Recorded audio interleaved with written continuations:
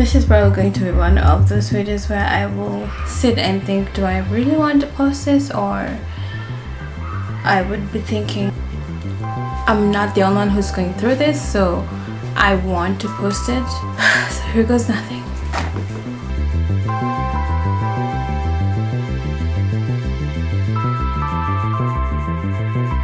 Hi guys, welcome to our channel. For this video, Benjamin is not going to be here because I don't think he can explain it the best way. I'm the one who went through it, so I guess you're stuck with me for this video. I think it started around 3 weeks ago. I just started feeling a little bit of pain. It was not pain, it was more a discomfort. Let me make some disclaimers before I start. Disclaimer number 1, I am not a doctor. Disclaimer number 2, this is just the symptoms that my body went through.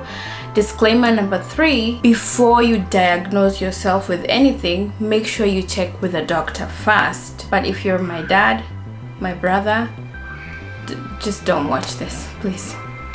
Don't. When you are married, you do married people things. And so when you're doing married people things, me and my husband, I would feel some form of discomfort down there. I would tell him, there's a bit of discomfort that I am feeling, but I can't quite tell where it is. This is the first lips, then just around here on the lip is where I would feel it. And I would wonder, what is the problem? And I mean the inner lip, because you have 2 lips. So you have the outer lips, which cover the inner lips. I'm going to use the technical names, like the scientific names for it, so that you know what we're talking about. So you have the outer lip, and then you have the labia. From at the beginning of the labia, that's where I was feeling pain. But it was not so much pain, it was just more like a discomfort. Like, how can I put this? Like, imagine there's a cloth. In your head, this cloth looks soft, but when you step on it, there was something beneath the cloth, but it was not giving you pain. You just felt like, oh, there's something, and then you check it. But now the problem is I couldn't open and check it because there was nothing. There was no swelling, there was no redness, there was just nothing. Week 2, it starts swelling. Now the second week is when I start feeling a little bit of pain, and I tell Benjamin, okay, this is getting a little bit painful and it's starting to swell. So we pushed our brakes. We were like, maybe it will go down. Here's the thing, I have had a history of having a yeast infection. It's more so when I work out. When I work out, I tend to sometimes get a yeast infection, so unless I have it under control. So how I get it under control is immediately after I work out, I go inside the bathroom and shower immediately. Like, I don't waste time, and that has helped, because the sweat and all of those things, if they get in there, sometimes they can give you a yeast infection. That's my body. It has been for me for years. I had to go to the doctor to know if there's something wrong with me or not. So how you know you have a yeast infection is if you have a paste, like a pasty thick white discharge. That's how you know. Sometimes you can get itchy. So for me, since I know I have a sensitive body, I don't overdo anything for my body. Like, I don't do the douches, or you know how people say you douche, you wash, you take like a vagina soap and then you wash it in there. I don't do that because this is precious. This is good, precious good, you know. You don't mess around with this. Now you have to be very careful with all these YouTubers who tell you how to smell. You know, holding, like, their thumbnail is usually like this. They're usually holding an underwear, and then they're like, how to smell nice, how to smell nice down there. Be careful what you're doing for your coochie down there. You don't want to smell as much as you want to have a the healthiest vagina is this. You go into the shower, you shower, don't use soap inside the cervix. The vagina has its own natural smell. It's a natural smell. Now if the smell becomes different and it smells bad, then you need to go and get checked. But the vagina naturally has its own smell and naturally discharges on its own. So that's something you need to know. You have to do you have to understand your body. Don't let someone on social media make you understand your body more than you actually do. So you need to know yourself, basically. That's what I'm saying. Let's go back to what I was experiencing. The second week, it starts swelling. Mind you, I'm working out every day. I'm cleaning myself up every day. So I have a natural clean system for how I take care of myself. For my soap, I do not use any soap that have sulfates or parabens, because since I moved here, I didn't realize that when I was in Kenya, our soaps are very mild. Like we don't add so many things on the soaps in Kenya. So here there's so many things that they add in the soaps, and parabens and sulfates are some of the things. So when I got here, I used to shower and I would itch all over, and I would wonder what's up with my body. I'm just itching. Is it the water? Is it? And so we had to change my lotion.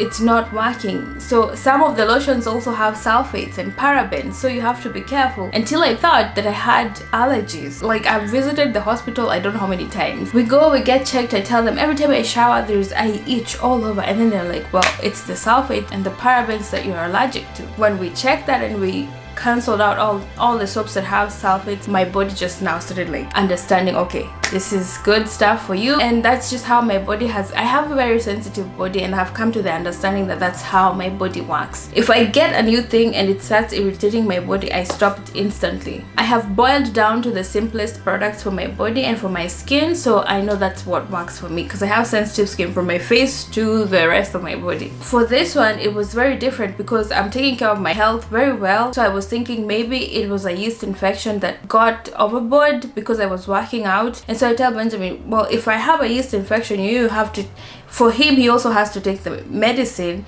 because if I have it and we're intimate, then that means he has it, but it doesn't affect men in the same way that it affects women. So he has to take care of it, because as he is taking care of it, it's actually taking care of me, who is his partner. We get tested. I don't have any yeast infection, he doesn't have any, and then we're like, now what's the problem? And this, when we get checked the first time, it had just swollen a little bit, so they were like, well, this is just going to go down, it's probably just irritation from doing it too much. That's what they said. The third week is now when it's just blew up. In the morning when I woke up, I was trying to walk to the bathroom. I peed and I was like, and then you know how you take the tissue and then you tap yourself? It was so much pain, not because there was a wound, but it's like a swollen area. I'm talking to Benjamin, I'm asking, babe, can you check me down there? When he checks me, he's like, oh my god, babe, it's swollen. It was like this swollen.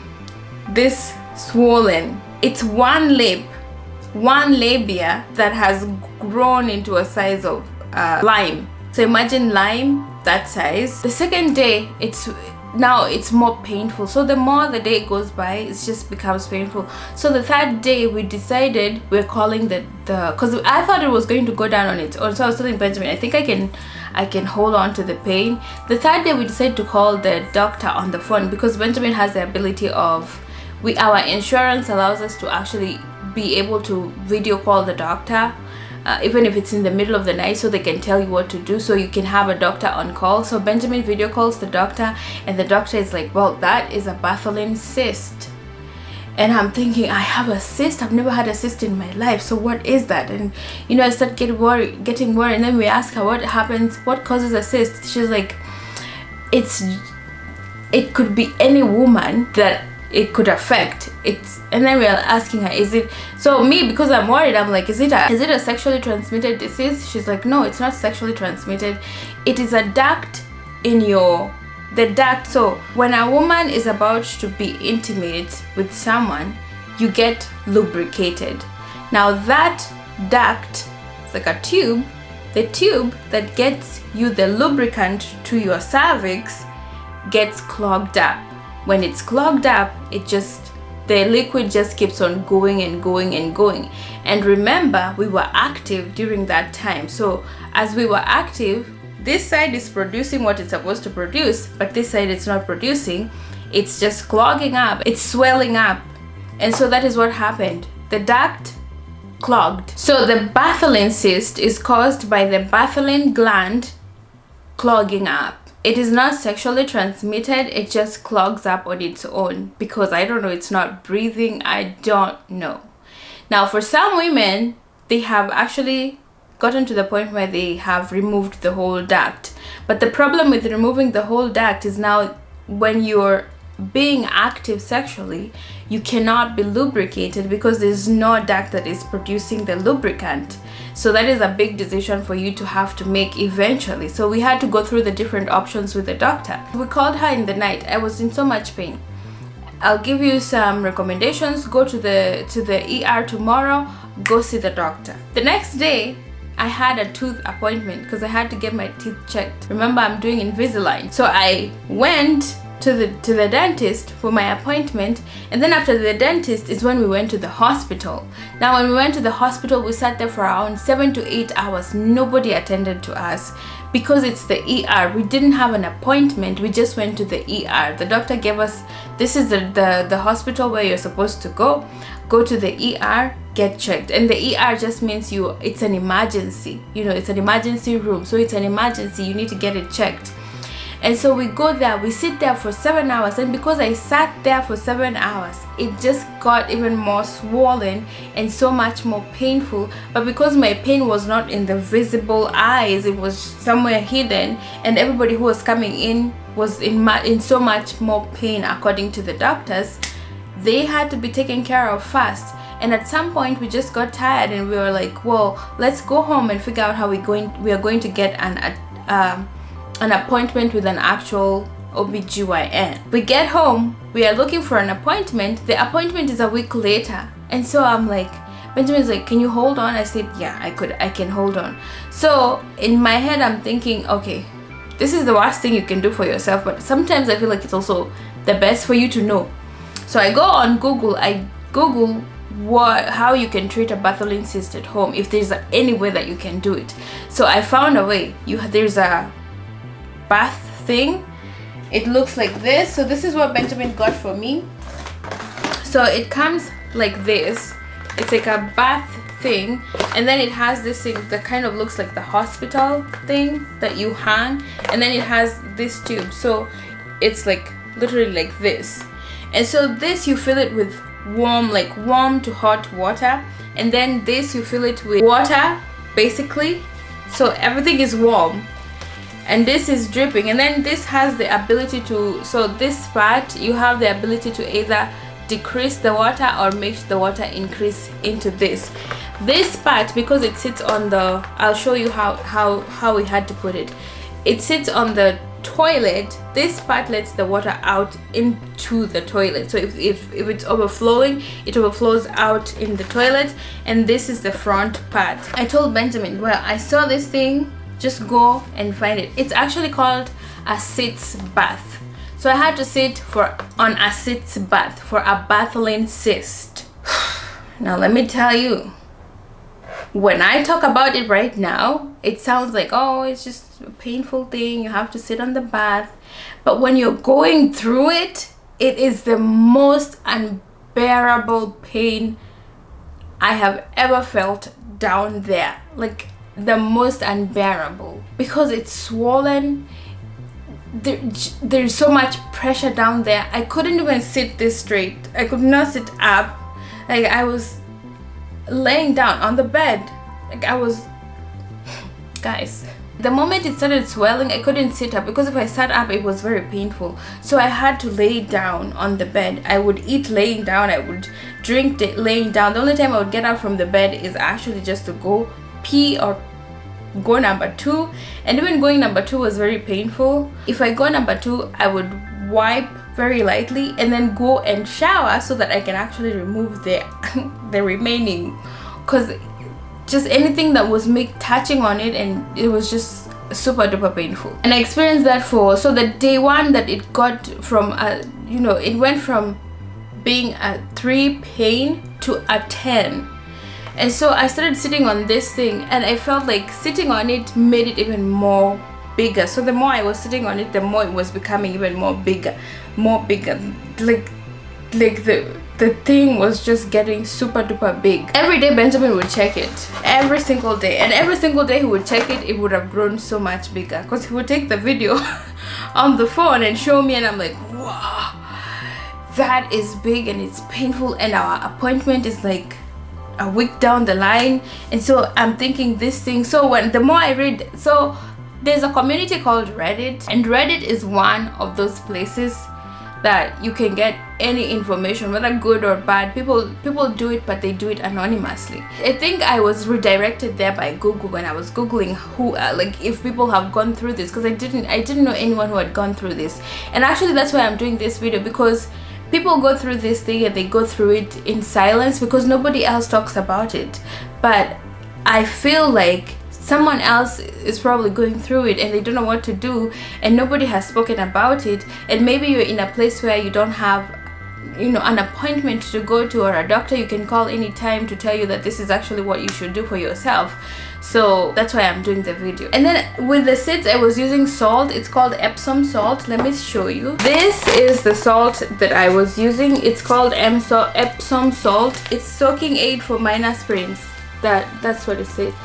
It's a soaking aid for minor and it's a salt laxative. This is what I was using, and if you're in America you can get it at Walgreens.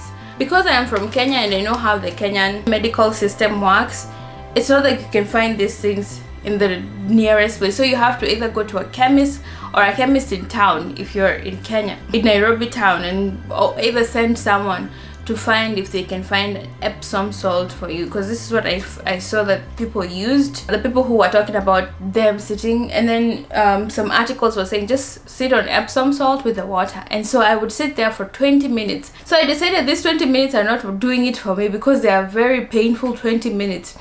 And once I sat on the water, the pain would come when I get outside of the water. So when I sit on the water, it's just comfortable, because I feel like the temperature on the swollen part was matching with the temperature on the water. As I was reading, everybody was like, it's warm or lukewarm. And for us Africans, when you grow up with an African mom, if you have a strain or a pain, we don't use like lukewarm water. It's almost like water that is between burning you, but your body can handle it. So it's not too hot and it's not too cold or too warm. It's just in between hot and warm, but your body can actually handle it. So I decided that's the heat I am going to put for myself. And remember, I didn't even call my mom because I just didn't know how to. Yeah, this time I didn't call my mom.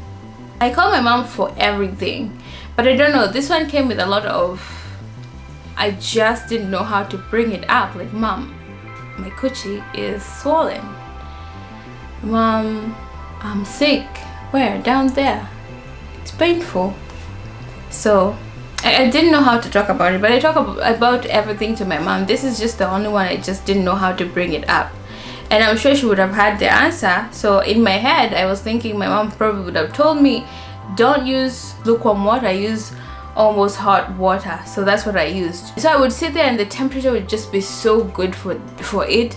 And I would sit there, instead of 20 minutes, I did 40 minutes. After the Sitz bath, I would take a hot shower and then go to bed. So I would do it 3 times. I would do it 3 times a day.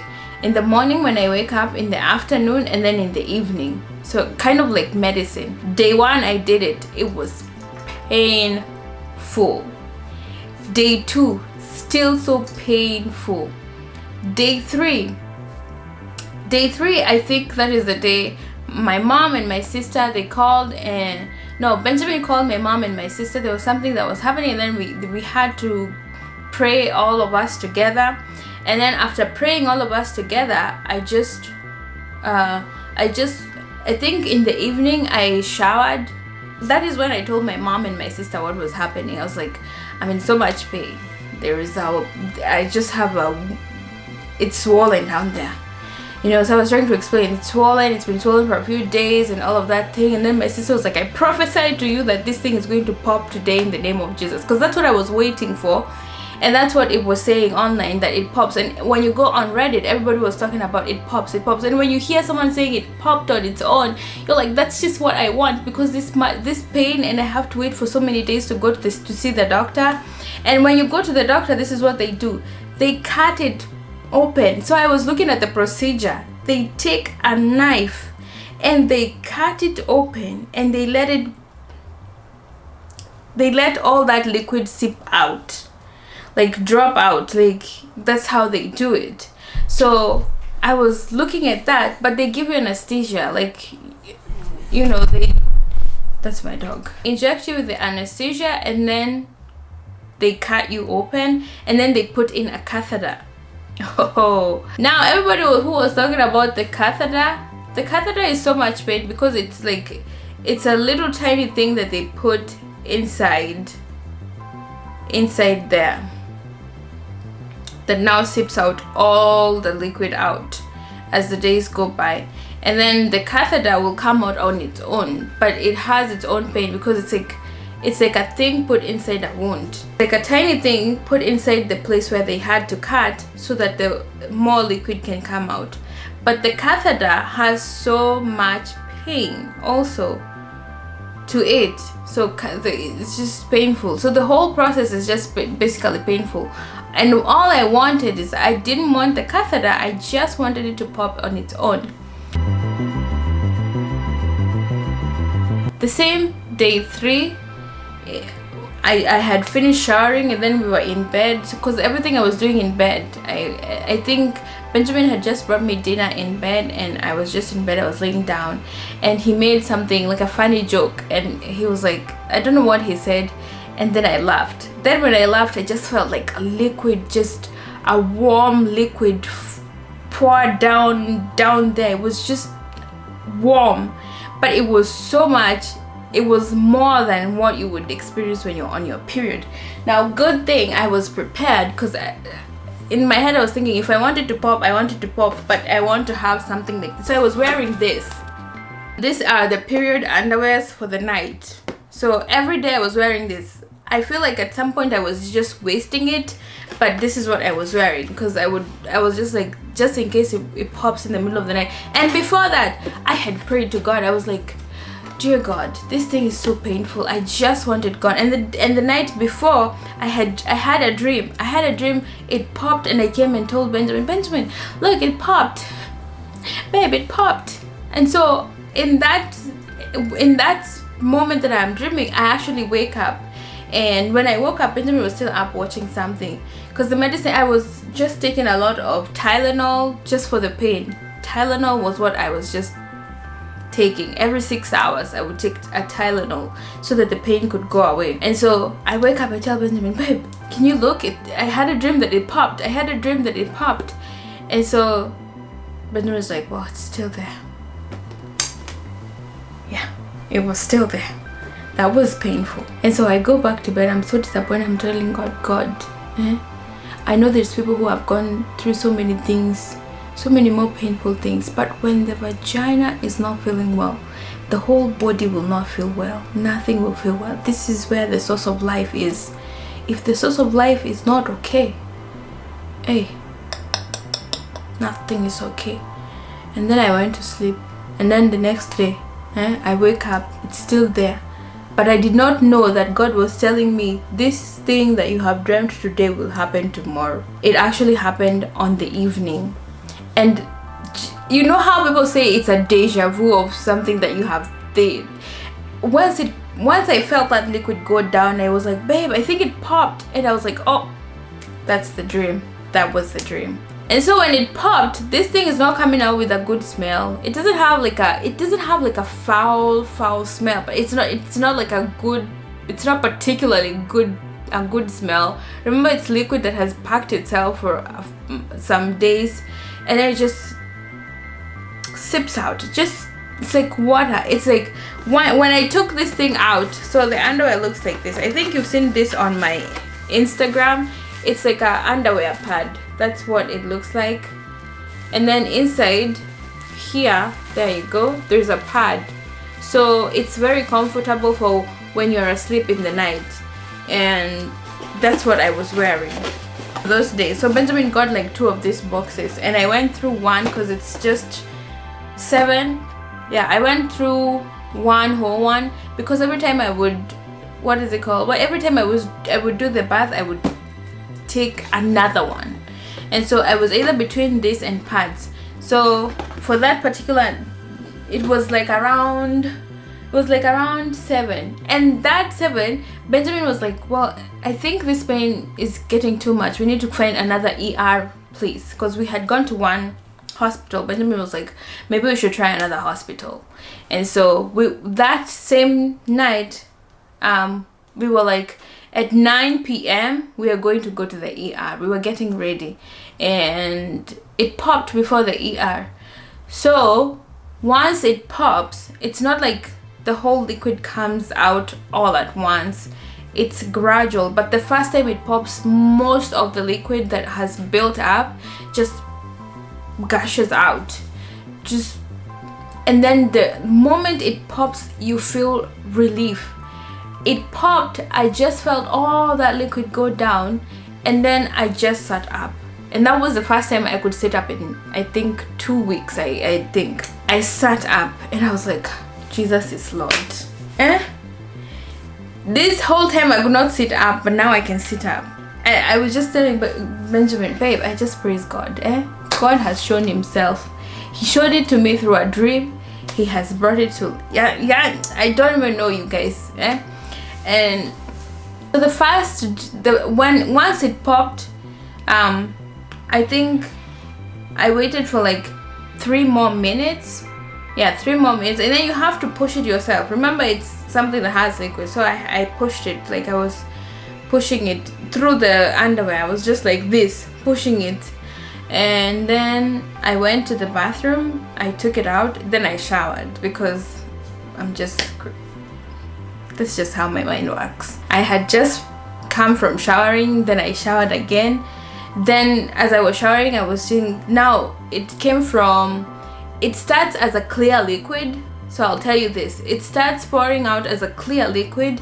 Then if you had pus, because sometimes it can get into the point where it gets into pus, that the pus comes out, and then now blood comes out. And so I didn't have pus. It felt more like the pad was more with the colorless liquid, and then after the colorless liquid was blood that was coming out. So it was just blood that was just coming out. So blood came out for that day. Then day 2 there was blood coming out. Then day 3 there was blood coming out, and then it just stopped coming out. So the place where it had popped, it was like a tiny pop, it started closing itself up, just one bit, closed itself off. And then just, it's kind of like the body was like, okay, now you're good, you're just back to normal, nothing ever happened. How you're supposed to take care of yourself. The moment you realize you have like a cyst growing, don't get intimate. It's going to irritate it. Do not do it. Just wait for it to go back on its own either, or go see at your OBGYN to make sure that everything is fine. Just make sure that everything is good. If you don't have the money, because not everybody is the same in this world. I come from Kenya. It wasn't easy for everybody to just get money out of nowhere to just go and see their OBGYN. Most people try to take care of themselves there. So if you feel like that, maybe try a Sitz bath. Try sitting on warm water just to soak it, and then kind of like that, and then it probably will pop on its own, and then that will be good. Yeah, that's what happened. I was on everything that the doctor had recommended on the video call, and some of the medicines were just making me super sleepy. And so for the most part, I was sleeping the whole time. So if Benjamin was awake, I would just like be half awake, half asleep at some point, and then at some point I would just wake up because it was so painful that I would wake up in the middle of the night, Benjamin is asleep, and then I would have to go through that pain on my own. It's really painful. None of them is good. Even if you have the catheter, it's not that as much as you would want to go to the ER, it's not that it's going to ease the whole pressure and the whole pain that you're feeling from all over the place that it has swollen. But there's going to be that one part where they put the catheter that it's going to be so painful also. So that's pain that you have to go through also as well. That's what happened. I didn't know if I should make this video, but I also feel like there's women who are quietly going through so much pain and they don't know what to do, because I was among those people, and I didn't like the fact that I couldn't find information about it as everybody else is going through it. You know, people have to go anonymously on Reddit to talk about it because nobody wants to put a face on a Bartholin cyst, which is actually not sexually transmitted. It's just That's how the body decided to work at that time. And there's people who have had it 2, 3, 4, 5 times in their lifetime. Like, I was reading the comments and the women there were like, well, I have had it 6 times. And I'm like, 6 times of this much pain? That's a lot. So if someone has had it that many times, some of them decide to take out the glands.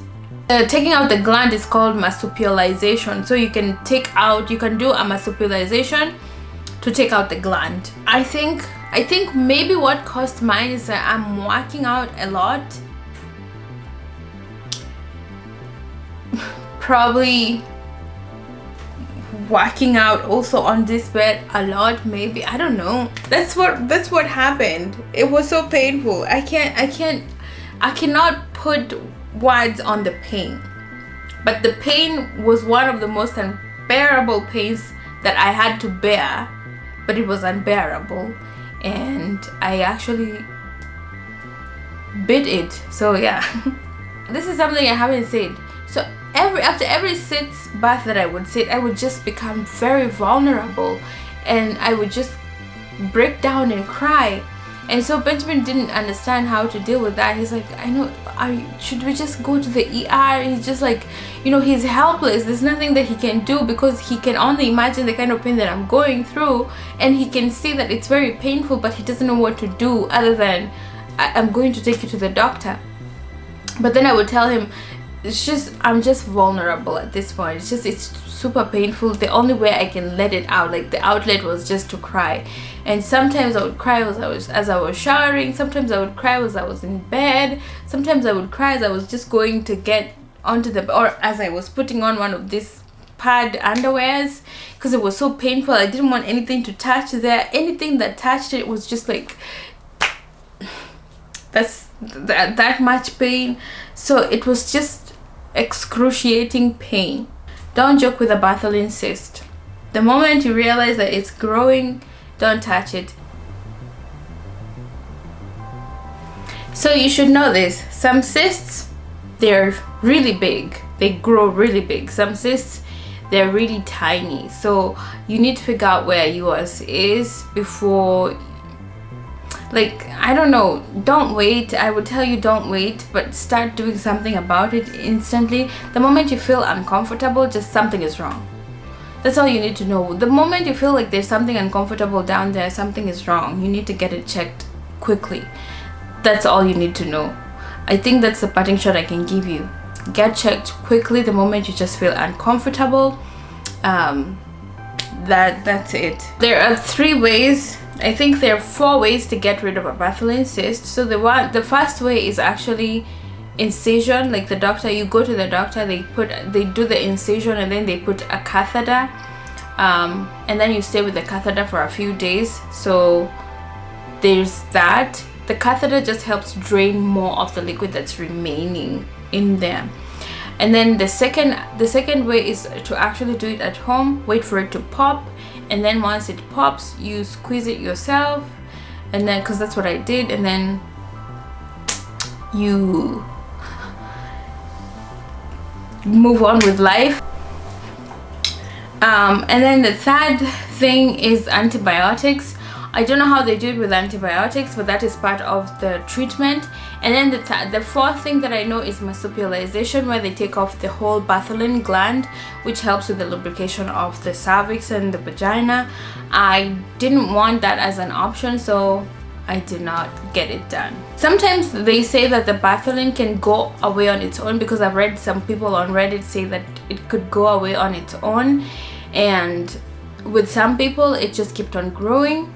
With some people it kept on growing, kind of like me, and some people it kept on like a pea size, and so it depends on your body. So that's why I'm saying it's very important for you to understand your own body and know how your body works, because every person's body does not work the same. So from what I read is the cyst can happen to anyone, but